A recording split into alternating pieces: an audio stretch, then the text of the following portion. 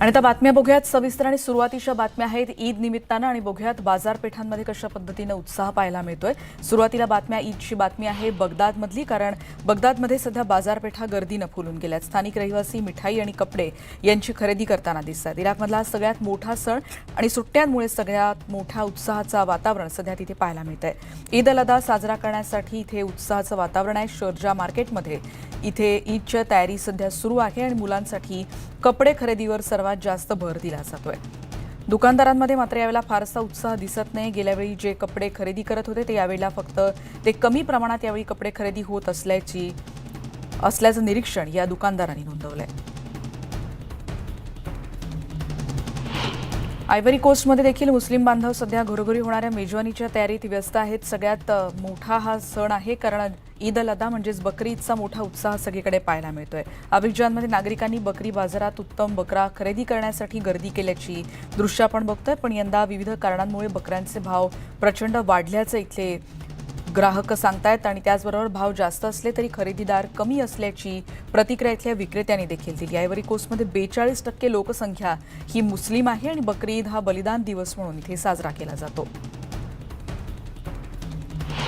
नायजेरियाच्या ओगुन प्रदेशातील पशु विक्रेते सध्या मोठ्या प्रमाणात नाराज असल्याचं कळतंय, कारण ईद असली तरी मोठ्या व्यवसायाची त्यांना अपेक्षा होती, पण सरकारनं विविध गोष्टींसाठी जाहीर केलेलं अनुदान काढून टाकले आणि त्यामुळे इथे खरेदीत मोठी घट झाल्याची प्रतिक्रिया इथल्या विक्रेत्यांनी दिली आहे। बकऱ्यांच्या वाहतुकीवर असलेली सबसिडी नायजेरियाच्या सरकारनं काढून घेतली आणि त्यामुळे जे नागरिक खरेदीसाठी तिथे जात होते ते आता लांब जाणं टाळतात आणि यामुळे बाजारपेठेवर याचा परिणाम जाणवायला सुरुवात झाली आहे। यामध्ये मोठ्या प्रमाणात जो होणारा नफा होता त्यात तो होऊ शकणार नाही, त्यात लक्षणीय घट झाल्याचं व्यापाऱ्यांनी सांगितलंय। वार्षिक हज यात्रेच्या दुसऱ्या दिवशी सुमारे 20 लाख यात्रेकरू निमेरा मशिदीत दुपारची नमाज अदा करण्यासाठी आले होते। मुस्लिम यात्रेकरू एक दिवसाच्या या नमाजसाठी मक्काच्या बाहेर अराफातच्या या खडताळ पर्वतावर एकत्र आले होते। या दुसऱ्याच दिवसाला हज यात्रेच्या अराफातच्या दुसऱ्याच दिवशी वार्षिक तीर्थयात्रेत महत्त्वाचं स्थान आहे। प्रेषित मोहम्मद यांनी त्यांच्या समर्थकांना इथे शेवटचा उपदेश दिल्याचं म्हटलं जातं। मंगळवारी सूर्यास्तानंतर इथे गारगोटे इथली जमा करण्यासाठी मुझदालिफा नावाच्या जवळच्या वाळवंटात जातात आणि त्याचा उपयोग ते दुसऱ्या दिवशी मीना इथल्या सैतानाला प्रतिकात्मक दगड मारण्यासाठी करत असतात। आता बघूयात इतरही बातम्या। आता बातम्या आहेत युक्रेन आणि रशियामध्ये सुरू असलेल्या युद्धासंदर्भातल्या, कारण रशियाचे अध्यक्ष व्लादिमीर पुतीन यांनी सोमवारी तरुण अभियंत्यांच्या समोर बोलतानाचा एक व्हिडिओ जारी केला। यात लष्कराच्या इंजिनियरच्या गटासोबत ते बातचीत करताना दिसत आहेत। रशियाच्या लष्करात झालेल्या बंडाचा उल्लेख यावेळी त्यांनी केलेला नाही। रशियानं जारी केलेल्या एका निवेदनात पुतीन यांनी युक्रेन संदर्भात कतार आणि इराणच्या नेत्यांशी फोनवरून चर्चा केल्याचं सांगण्यात आलंय। या नेत्यांनी रशियाच्या भूमिकेला पाठिंबा दिल्याचा दावाही करण्यात येतोय। रशियाचे पंतप्रधान मिखाईल मिशुस्तिन यांनी सोमवारी आपल्या मंत्रिमंडळातील सदस्यांना देशाच्या हा जे महत्त्वाचं आणि गंभीर संकट तिथे उद्भवलेलं आहे त्यावर व्लादिमीर पुतीन यांच्या मागे एकजुटीनं उभं राहण्याचं आवाहन यावेळी करण्यात आलं। इथल्या मंत्रिमंडळाच्या बैठकीत संवाद साधत असताना मिशुस्तिन यांनी इथल्या वॅगनर ग्रुपच्या त्यांनी जे बंड पुकारलं होतं त्याबद्दल अध्यक्षांच्या देखरेखीखाली त्यांच्या काम केल्याबद्दल मंत्रिमंडळाचं देखील यावेळी पंतप्रधानांनी कौतुक केलं। आपण एकसंघ राहून काम केलं पाहिजे आणि राष्ट्राध्यक्षांच्या मागे उभं राहून सर्व शक्ती एकत्र असल्याचं ऐक्य राखलं पाहिजे असं देखील त्यांनी म्हटलंय।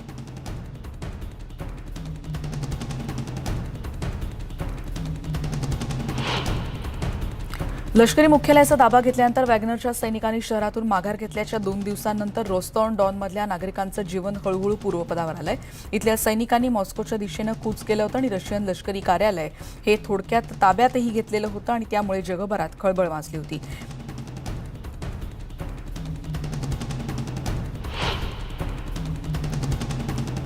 पुढची बातमी आहे फ्रान्सचे परराष्ट्र व्यवहार मंत्री कॅथरीन कोलोना यांनी वॅगनर या गटानं जे बंड पुकारलं होतं त्या बंडखोरीच्या नेतृत्वानंतर रशियामधल्या परिस्थितीबद्दल अनेक प्रश्न उपस्थित होत असल्याचं म्हटलंय। अंतर्गत तणाव यामुळे निर्माण झाल्याचं त्यांनी म्हटलं। इथल्या सगळ्या कामाच्या पद्धतीमध्येच दोष असल्याचं देखील त्यांनी म्हटलंय। रस्देंगवरमध्ये त्या युरोपियन युनियन परराष्ट्र मंत्र्यांच्या शिखर परिषदेत यावेळी सहभागी झाल्या होत्या। कोलोना यांनी माध्यमांना एक प्रकारे सल्ला देखील दिला। ही परिस्थिती रशियाच्या अंतर्गत बाबींमधली असल्याचं त्यांनी म्हटलेलं आहे। त्याचबरोबर वॅगनर गटापासून अत्यंत सावध राहायला हवं असा देखील सल्ला त्यांनी दिला। युक्रेनमधल्या सैन्याची पाहणी करून त्यांची हकालपट्टी करण्याची मागणी केल्यानंतर रशियाचे संरक्षण मंत्री सर्गेई शोइगू यांनी प्रथमच याबद्दल वक्तव्यही केलं. संरक्षण मंत्र्यानं शोइगू यांनी हेलिकॉप्टरमधून उड्डाण करताना आणि त्यानंतर युक्रेनमधल्या लष्करी मुख्यालयात संवाद देखील साधला होता. त्याचबरोबर लष्करी अधिकाऱ्यांच्या बैठकीत सहभागी होत असतानाचा एक व्हिडिओ नुकताच जारी करण्यात आलाय. वॅगनर ग्रुपचे प्रमुख येवदेनी प्रिगोझिन यांनी उशिरा संरक्षण मंत्र्यांची त्यांना तिथून काढण्यासाठी इथे मार्च देखील घोषित केला होता आणि ज्या दरम्यान रोस्तोव ऑन डॉन मध्ये शहरही ताब्यात घेण्याचा प्रयत्न केला होता.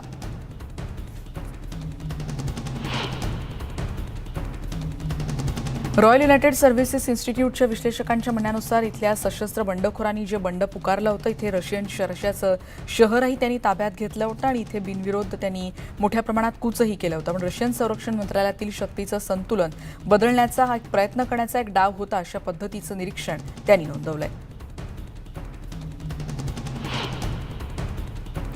रशियाचे अध्यक्ष व्लादिमीर पुतीन यांनी केलेल्या चुकांकडे लक्ष वेधलंय. नाटोचे सरचिटणीस जेन्स स्टोलनबर्ग यांनी रशियातील परिस्थितीवर आपण बारीक लक्ष ठेवून असल्याचं त्यांनी म्हटलंय. शनिवारी घडलेल्या घटना ही या रशियाची अंतर्गत बाब असल्याचं त्यांनी म्हटलंय. पण अध्यक्ष पुतीन यांनी क्रायमियाचे बेकायदेशीर समावेश त्यांनी केला आणि युक्रेन विरुद्धच्या युद्धामुळेच त्यांच्या अशाच पद्धतीच्या मोठ्या धोरणात्मक चुकीचंच हे आणखीन एक प्रदर्शन असल्याचंही त्यांनी म्हटलंय. नाटो प्रमुखांनी नाटो ब्लॉक हा बेलारूसमधल्या परिस्थितीवरही लक्ष ठेवून असल्याचं म्हटलंय. अण्वस्त्र तैनात करण्याबद्दल रशियाच्या घोषणेचाही त्यांनी निषेध केला. या बंडावर जपानच्या पंतप्रधानांनी देखील प्रतिक्रिया दिली आहे. पंतप्रधान फुमियो किशिदा यांनी प्रतिक्रिया देताना म्हटलं, वॅगनर खासगी लष्करी प्रमुखानं केलेल्या या बंडानंतर रशियामधल्या परिस्थितीचं ते निरीक्षण करणार आहेत आणि गेल्या आठवड्यात झालेल्या या उठावामुळे रशियाला कमकुवत केल्याची प्रतिक्रिया जपानचे पंतप्रधान फुमियो किशिदा यांनी दिली आहे. टोकियोमध्ये पत्रकारांशी ते बोलत होते.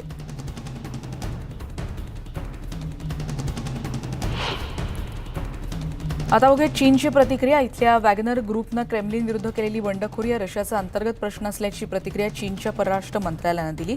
त्याचबरोबर प्रवक्ते माओ निंग यांनी या पत्रकार परिषदेत याविषयीचं वक्तव्य केलं. रशिया एक सामरिक आमचा भागीदार आहे आणि राष्ट्रीय स्थिरता म्हणजे स्थैर्य राखण्यासाठी आणि विकास आणि समृद्धी साध्य करण्यासाठी चीन रशियाला पाठिंबा देत असल्याचं चीनच्या परराष्ट्र मंत्रालयाकडून निवेदनात सांगण्यात आलं.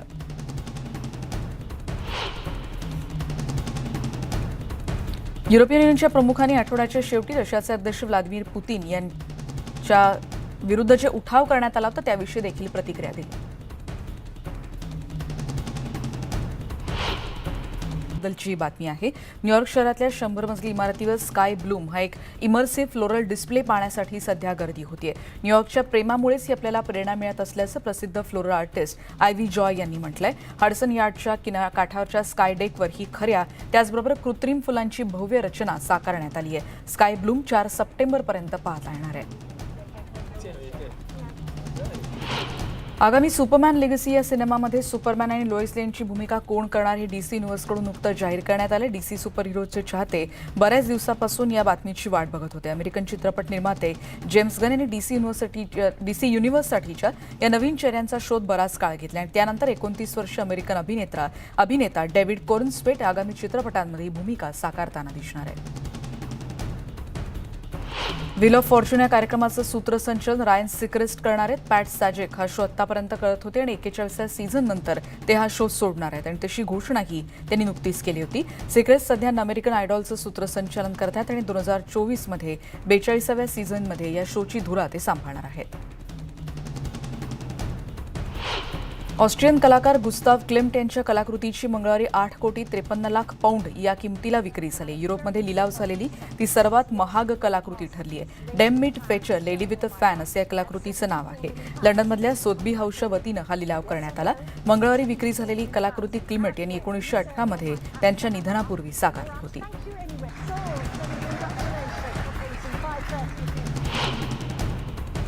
आणि या सगळ्या घडामोडींचा आढावा घेतल्यानंतर या बुलेटिनमध्ये इथेच थांबतो. येणाऱ्या बुलेटिनमध्ये इतरही बातम्यांच्या अपडेटसह भेटत राहूयात. पहा फक्त न्यूज 18 लोकमत.